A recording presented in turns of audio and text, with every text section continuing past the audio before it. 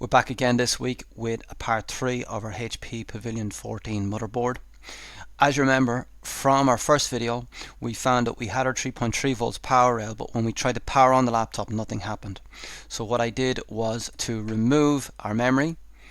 I checked all of the pins in here and I found that there was a loose pin down here which we resoldered, and there was a lot of dirt here.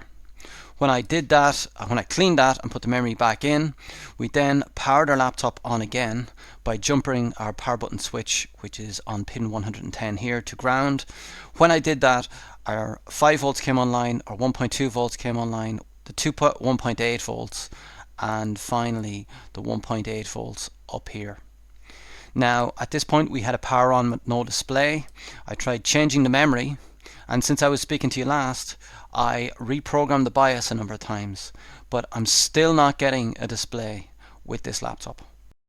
Now I was a bit lost where to go at this point, but I did remember that I've had a number of these HP Pavilion 14s in the past, including this video here, number 61. Now in video 61 we found that when we pressed the power button, all of the secondary voltage rails came online, but there was no display output on the screen. So what I tried was pressing and holding down the DIMM in the DIMM socket, as I'm doing here. Press and hold it down and then press the power button, and when I did that, we then got a display output and the laptop booted to Windows.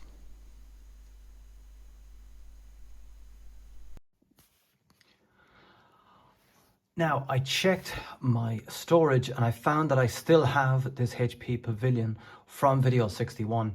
Now I thought it would be a long shot to assume that the motherboard that I have in video 172 would fit in the chassis of the laptop from video 61.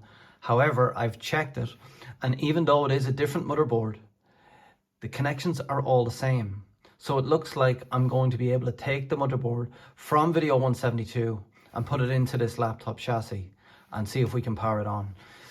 It's obviously still going to do a power on but no display, but maybe we might get some indication by what happens on the screen or what happens on the keys, and it might give me some indication as to what the fault is. So as you can see, I have connected it all up, and just to clarify one more time, this is the motherboard from video 172 in the laptop chassis from video 61. So as you can see, we have a power light over on the right. I'm now going to press the power button over here and we'll see what happens.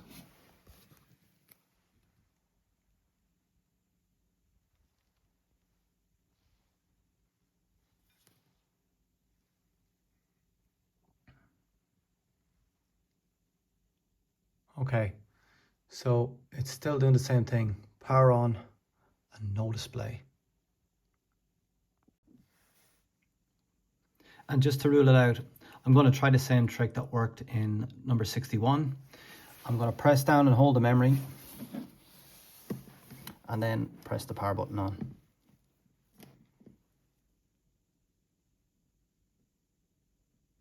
Oh my God.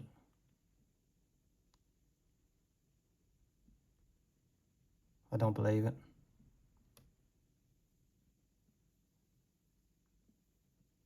It's the same fault. And what used to happen in video 61, when I release my pressure on the DIMM, it would start to fail again. So let me try that. I'm releasing in 3, 2, 1. Oh my God. Is it the same fault with every single one of these?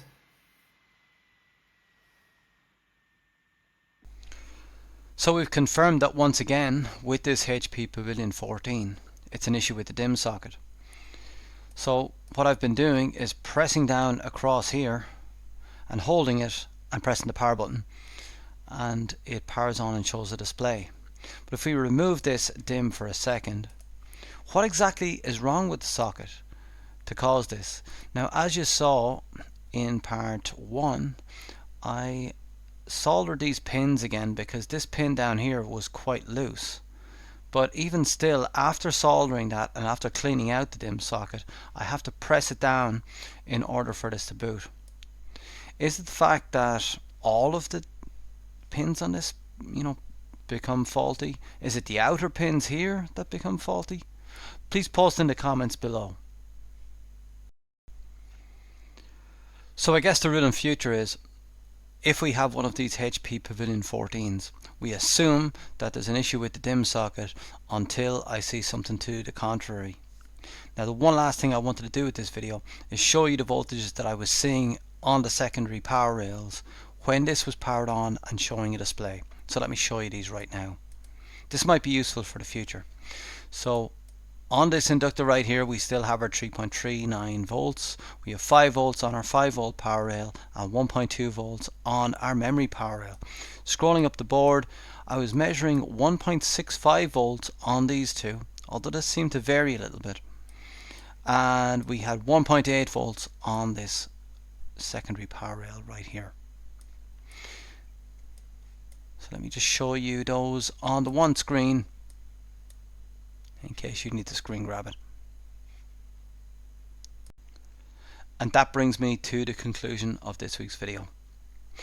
It took me 3 goes, 3 videos, but at least we have a resolution. It's been very frustrating working on these, I'll be honest with you. But at least we were fortunate enough that I had a chassis that I could put this motherboard into that proved that this motherboard has the same fault as the motherboard from video 61. I have a number of other motherboards that we can work on, and if you want to see me work on the next one, join me next week. I'll talk to you then.